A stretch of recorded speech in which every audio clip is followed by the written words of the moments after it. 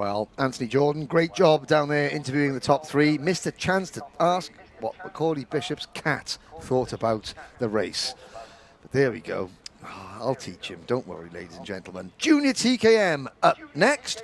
Now, a quick flashback to 2019, and it was Oliver Richardson and Zach Oates sharing the wins on that day.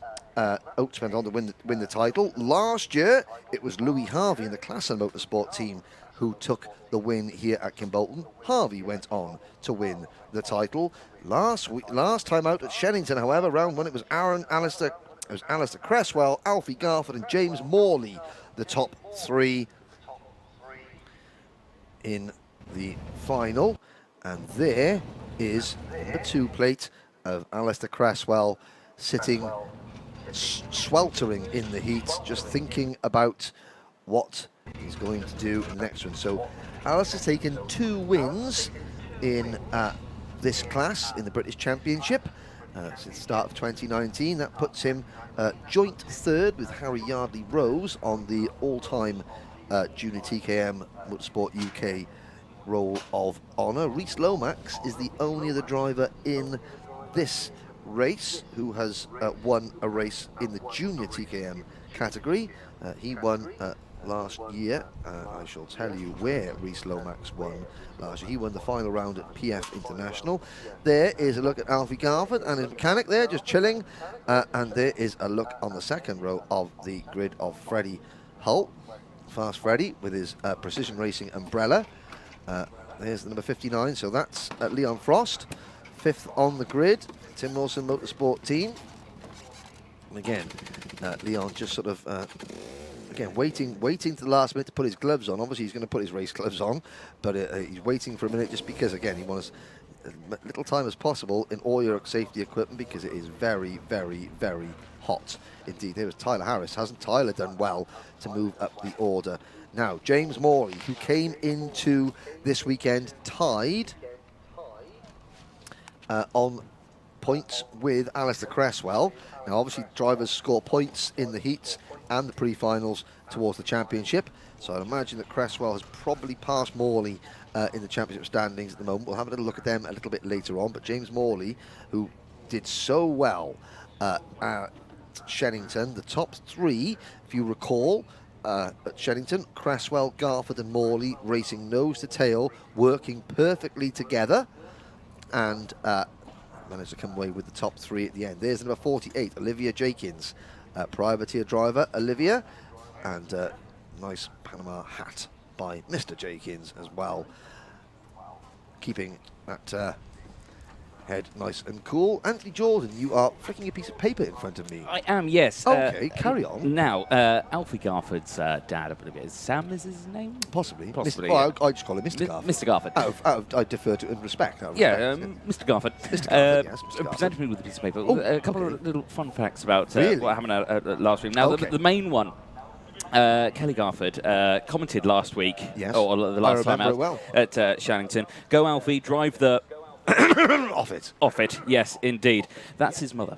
Oh dear. Yes. Mum. And when we read that comment out, and I'm sure now we're reading this out, she was incredibly embarrassed at home. Really? Was it? Yes. Well, because I thought she was a sister, but I mean, she should be, I thought she looks young enough to be a sister. Well, yeah, she'd be mother, but she was very embarrassed that we read it out because she didn't know that we could actually see the comments section. Oh dear. No. So not only did she make a comment, but she also made yes. I didn't know mothers knew such words. I know.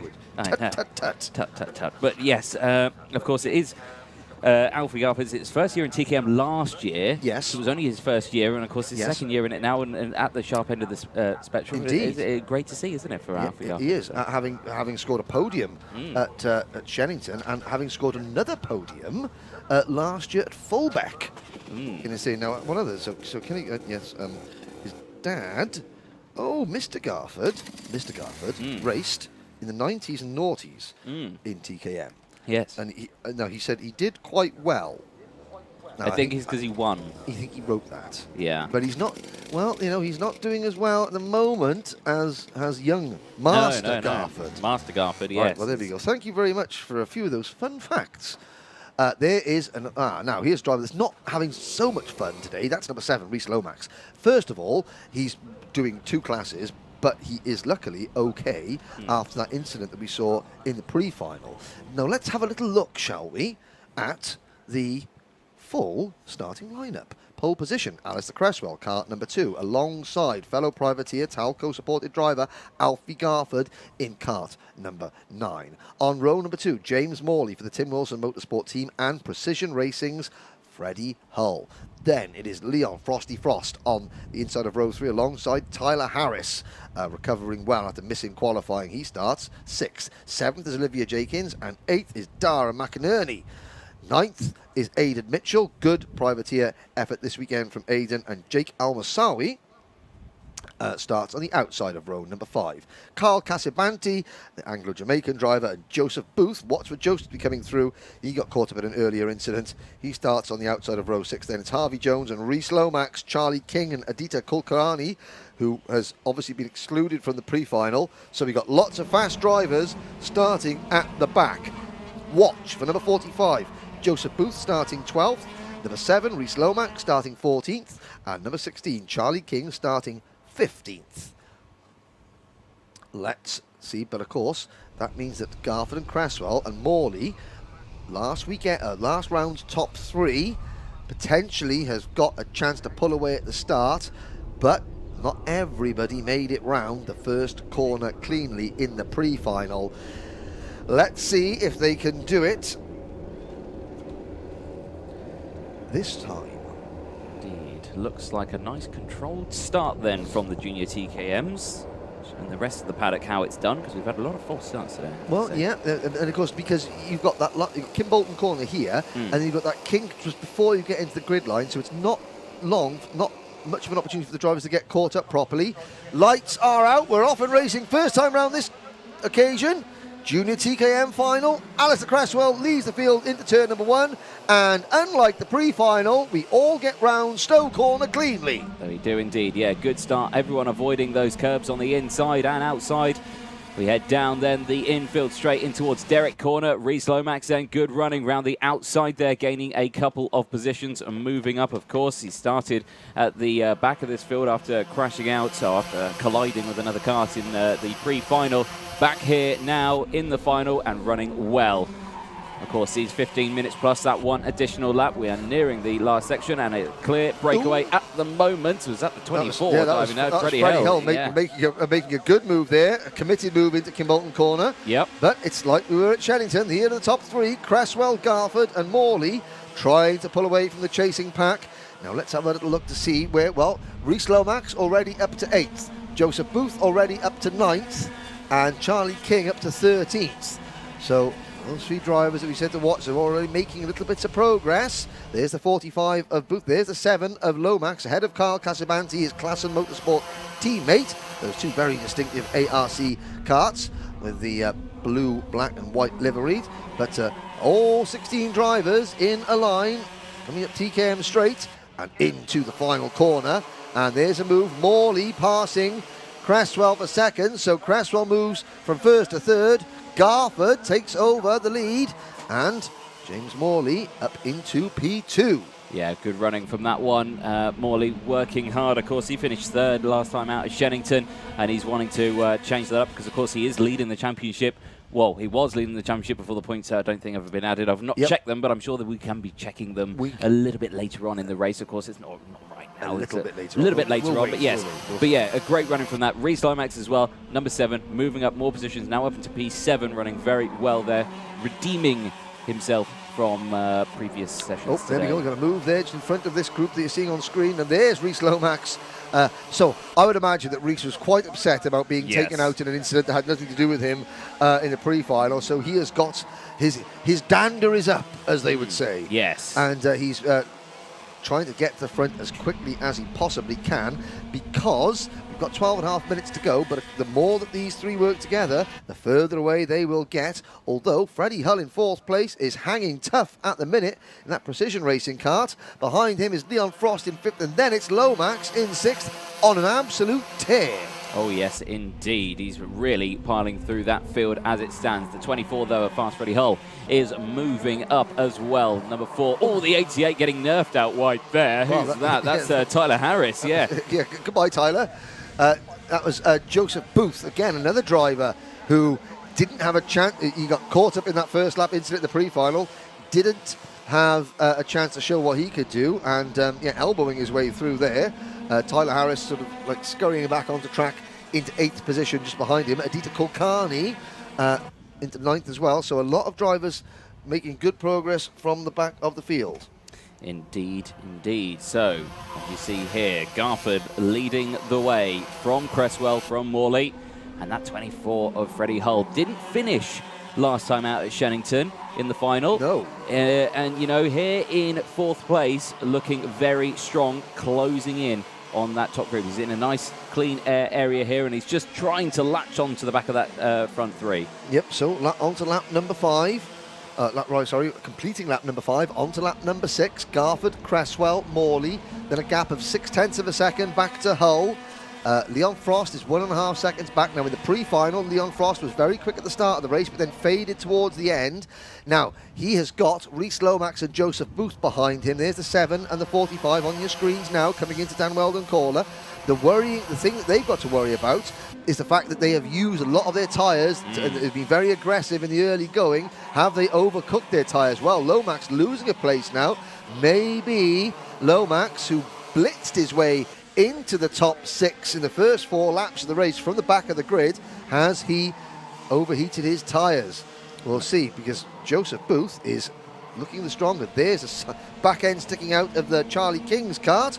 He is also making his way up to the field, but now Garford and Cresswell trying to pull away from Morley, but Freddie Hull, that gap was 0.6 of a second. It's now down to less than half a second between the top 3 and Hull in 4th.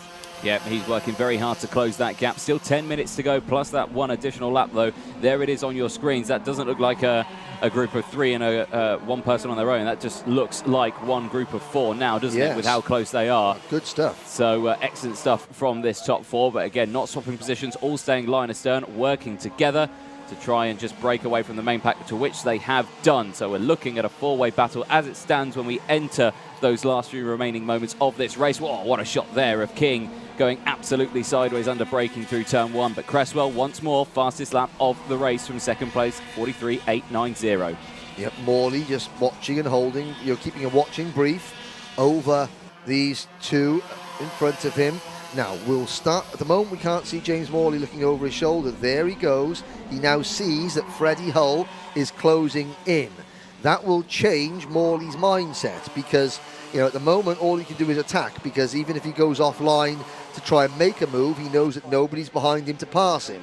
As Hull gets closer, he's got to sort of half think about attack, but half think about defending. Yeah. That might see, so if Hull gets closer and closer and closer, I think when Freddie Hull gets to about 3 or 4 kart lengths behind the number 77 of James Morley, that's when we could see James Morley make a move on Cresswell in front of him. Garford continues to lead. In fact, he's just passed Cresswell for the lead.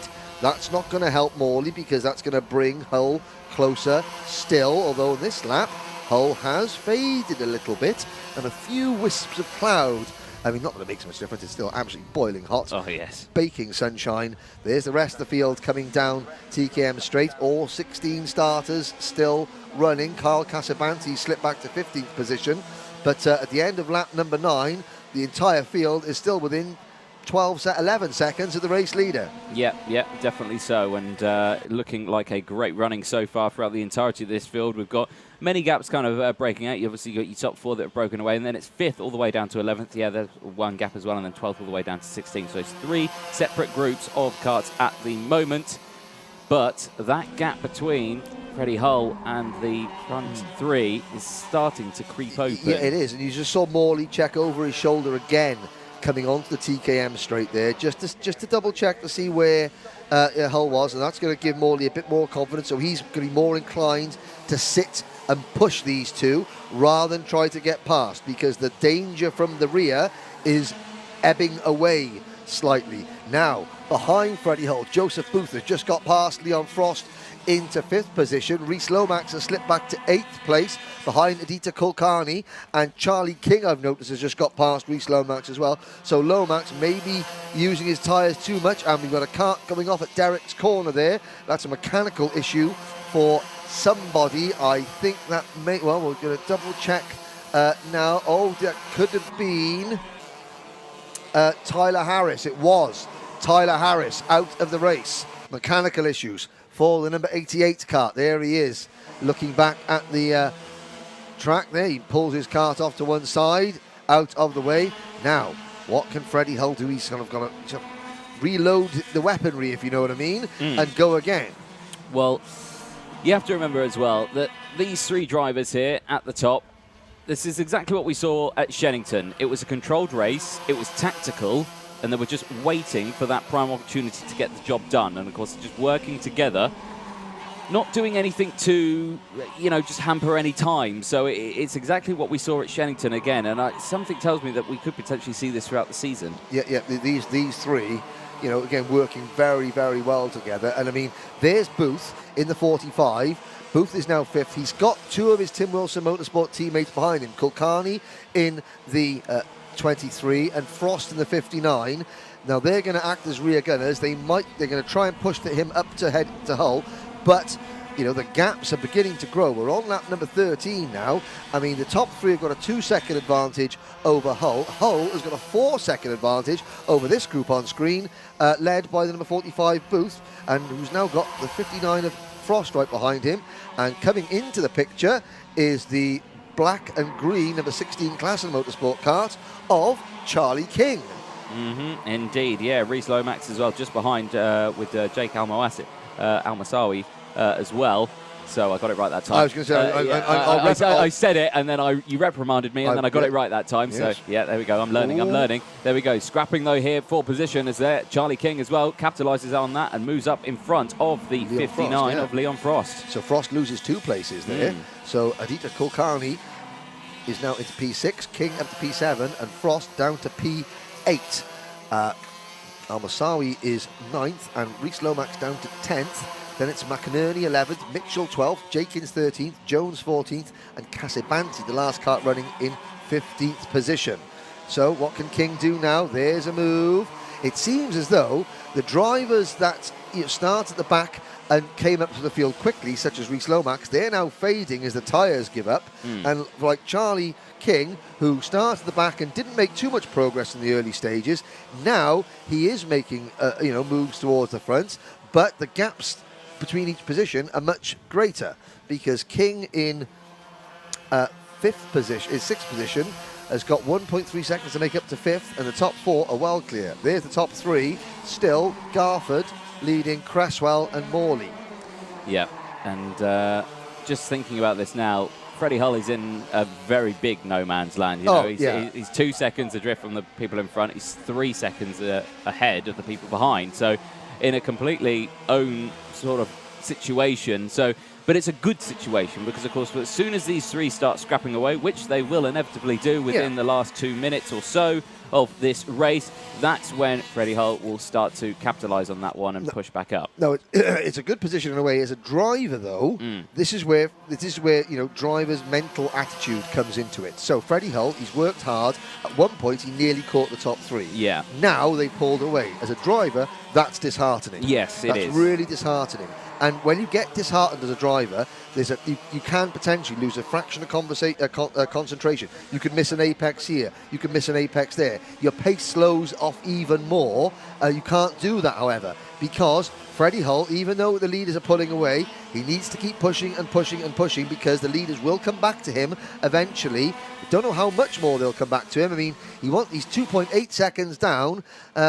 It's going to take a couple of laps of battling to bring Hull back into play. But of course, if he loses a bit of concentration, if he gets too downhearted, that 2.8 second gap will become a 4.8 second gap, and then he really doesn't have a chance. No, exactly that. And so he's got to keep pushing on. He's got to keep his head down. Yeah, you have to. And you have to remember as well that these three are working together. They're using the slipstream, they're pushing each other, which is another reason why maybe he's falling back. It's not because he's making mistakes, it's because he's on his own. He hasn't got the slipstream, he hasn't got the pump draft, he's on his Jack Jones. Yeah, exactly that. It's 4 wheels working against 12. I helped you with your maths. Yeah, you did there. It's very hot in here, so I didn't want to have to worry about maths. Battle for the lead going into Derek's corner. You're looking at the exit of Stowe. There goes Lomax. But up at the front, there it is. Cresswell has passed Garford for P1. Now, the gap 2.95 seconds between the top three and the number 24 Precision Kart of Freddie Hull in fourth place. Watch that gap as the leaders battle. It's now Cresswell in the number 2 kart in front, and he defends. 2 minutes to go. Anthony, your timekeeping this weekend has been absolutely on point, sir. Well, yeah, I was surprised that they did go at 2 minutes because a lot of people have been waiting a little bit later. But yeah, 2 minutes for the TKM or junior TKM. And there it is, the move. That is Morley up into second place, gets that job done, moves in behind Cresswell now. So a new 1-2 at the time being, 1 minute 30 seconds plus that 1 lap to go. And the gap is 1.7 seconds back to fourth position. So in the space of a lap, Freddie Hull has gained a second on these two. Now they went earlier because there's 3 of them. You know, Morley had to force the issue a little bit because it takes a lot longer to try and work your way past 2 karts. Cresswell defends down the TKM straight a little bit. Morley, will he look up the inside into Kimbolton corner? The answer is no. Oh, Garford trying to go round the outside of James Morley. He's going to get squeezed by the race leader. Here comes Morley at the inside onto the start-finish straight. Cresswell still has it. 1.3 seconds back to Freddie Hull. It's going to be a 4-car battle for the lead before long as Cresswell squeezing him like a pimple coming out of Stoke corner there. Garford just about holds on to third place. Great close racing from these 3 at the front, but then look at that gap now. It's only 7/10 of a second. Fast Freddie Hull is slowly closing in, and now, like you said, it's going to become a 4-way battle in no time at all. There he is on your screen. The 24 is slowly closing in. 30 seconds left. Big look over the shoulder from Cresswell. Morley is still there. Morley hugging that inside line as well. Garford sweeps to the outside, tries to get the switchback move out of the final corner. Can't quite do it. What's the gap when they next cross the line? It was 7/10. It's now only 4/10. This battle is getting very intense now. Last lap board out this time. Next time around it'll be the last lap board. It's Cresswell side by side for second, Garford and Morley, and Hull has caught them. Now Hull's got the momentum, but now he's got a wall of karts in front of him.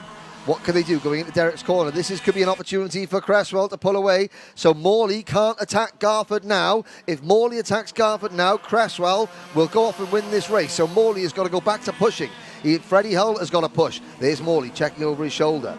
Cresswell doesn't need to defend coming into that corner. So Garford closes back in. Now Cresswell defends. Garford's going to get a good run. Maybe Morley's not close enough to push him down the main straight. They get the last lap board. Cresswell on the inside. Garford trying to go around the outside. This is where Cresswell squeezed Garford last time. This time Garford cuts back inside into the willows. Now it's going to be single file for the run, maybe down the Imitsu straight. Cresswell defends. Morley having a little nibble at the inside of Garford. Falls back into line. Oh, it's going to be close, Anthony Jordan. One of these drivers is going to miss out on the podium. It's going to be a shame to see which one's going to be. But Cresswell leads with half a lap to go. Yep, great running then from the drivers. Only a couple more corners to go. Looking over the shoulder, hugging that inside line goes Cresswell. Garford cuts across the nose of Morley. They all still stay on the track. Again, furiously looking over the shoulder, but it could be a carbon copy of what it was at Shennington. It's going to be the same here at Kimbolton. Cresswell from Garford and Morley, and Freddie Hull crossing the line in fourth. Great finish. Yep, and the top 4 separated by 0.2 of a second. Wow. Alistair Cresswell's winning margin, 0.05 of a second. Good.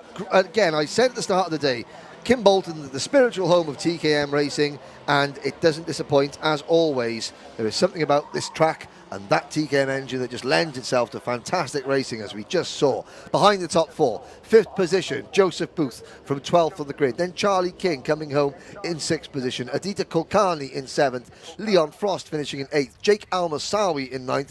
Reese Lomax rounds out the top 10. Then Dara McInerney in 11th, Olivia Jenkins in 12th, Aidan Mitchell 13th, Carl Casabanti 14th, and Harvey Jones rounds out the top 15. Tyler Harris sadly failed to finish. There is last year's vice champion in the number 2 kart. Looking, can he maybe potentially swap that 2 for a 1 this year? He comes into Parc Fermé, and behind the number 1 barrier, Alfie Garford will be there in P2, and James Morley for Tim Wilson Motorsport comes through in P3. As Tyler Harris's mechanic trudges across the circuit there to collect Tyler's stricken wagon. And very shortly, Anthony Jordan will be down there in the pit lane. I'm glad that Anthony gets to do the running as always on this stifling hot day, but then again, his legs are slightly younger and fitter than mine. But that's 2 wins out of 2 finals for Alistair Cresswell. In total, that's Alistair's 3rd Junior TKM win, moving him to 2nd on the all-time winners list alongside Oliver Richardson. But Anthony Jordan is down with Alistair, Alfie and James in the pits. Thank you very much, Henry. Yes, an exciting end to the Junior TKM final. It was so exciting that I'm out of breath, and I swear it has nothing to do with the fact that I just ran from the commentary box all the way down here. But, Mr. Cresswell, 2 for 2 so far in the Junior TKM finals. Well done. Yeah, this year's definitely gone better than last year. Pretty much a carbon copy of what we saw at Shennington. Same sort of tactics and all the way through. It must have been hard to think about. And, of course, with the heat this time around, a lot more challenging. Yeah, definitely sweating a bit, and same 3 at the front pushing away, and did exactly the same, sat behind Alfie and just went for the move and defended from there.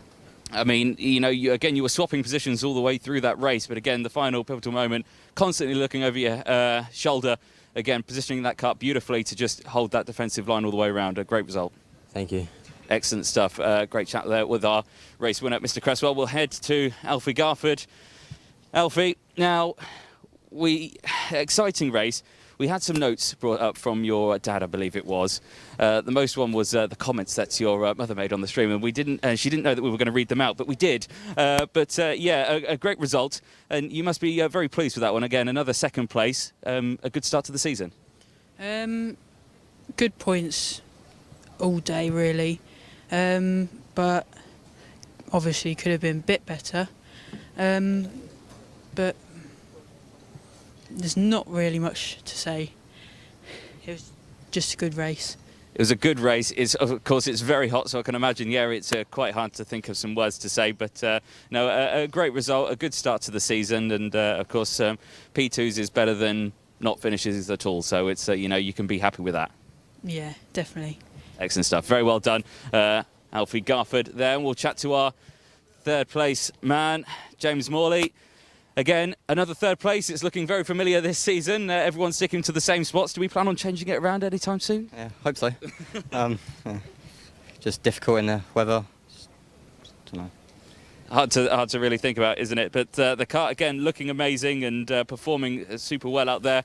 Now, talk us through, obviously, at the end of that race, or nearing the end of it, we had a 4th man join the session, the number 24 of Freddie Hull joined the battle nearing the end. That must have been a lot to think about as well. Yeah, it was a bit difficult, especially because, you know, Alistair was defending very well.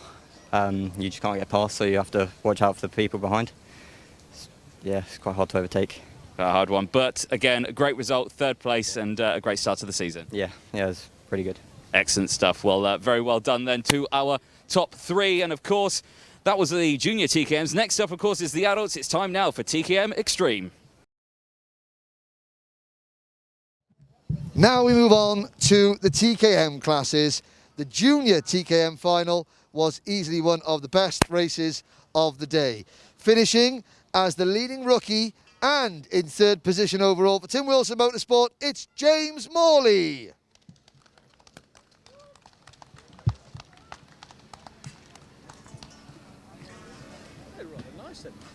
Yeah. What's the matter? Did it die?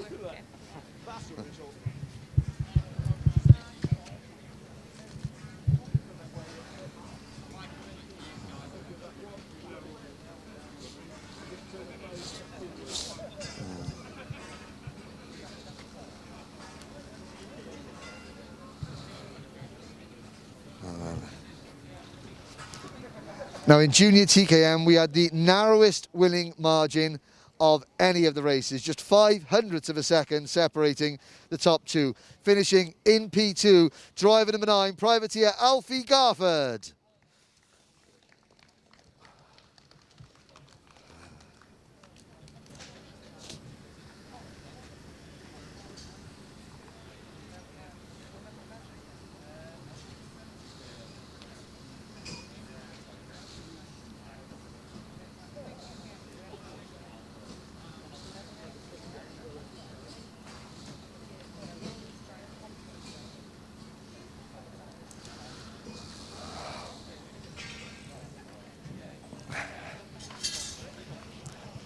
But your winner, it's his second win of the season. He not only takes home the winner's trophy, also the trophy for the best privateer, along with winning mechanic Nick Cresswell. It's Alistair Cresswell.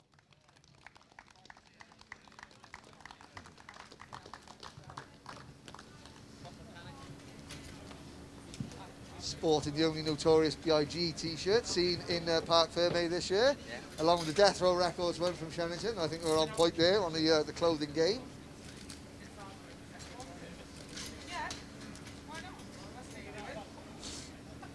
There's also a voucher from Talco in there for, so you can go and repair all the parts that you broke.